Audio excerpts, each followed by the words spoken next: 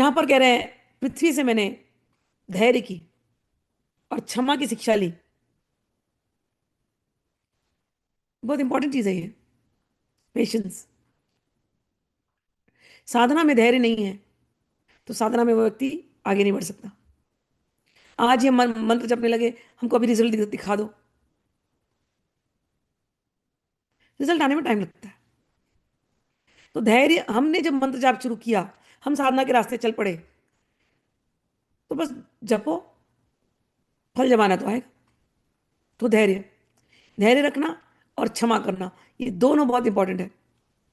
कहते हैं एक चीज इंपॉर्टेंट है इसके अंदर, जैसे मैंने कहा, बाउंड्री बनाना। दूसरा, क्षमा में एक बात आती है कि बदले की भावना, कि हम बदला नहीं लेंगे, बदला लेंगे। ये बहुत इंपॉर्टेंट है कि आप बाउंड्री बनाओ, लेकिन अपने अंदर वो आग सुलगते रहने मत दो कि हम बदला लेंगे, हम छोड़ेंगे नहीं, हमारे सामने आ जाए हम दिखाएंगे। वो भावना नहीं होनी चाहिए, वो भावना नहीं होनी चाहिए।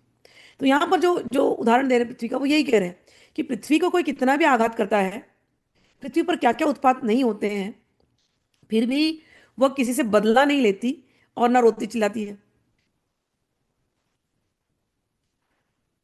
ये पृथ्वी का स्वभाव है कि आप इसके पर आघात दे तो आपको कुछ करेगी नहीं, लेकिन आप उसको खोदते ही जाओगे, खोदते ही जाओगे, खोदते ही जाओगे।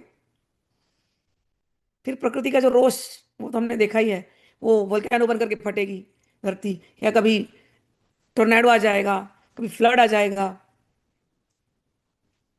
ऐसे छोटे मोटे कई आघात तो पृथ्वी सहन कर लेती है। लेकिन अगर पृथ्वी को अगर किसी ने ठान ही लिया है कि मुझे बस इसको मारते ही रहना है, मारते ही रहना है, मारते ही रहना है, क्योंकि पृथ्वी तो सह ले रही है, सह ले रही है, सह ले रही है, तब उसका प्रकृति का रोष दिखाई देता है।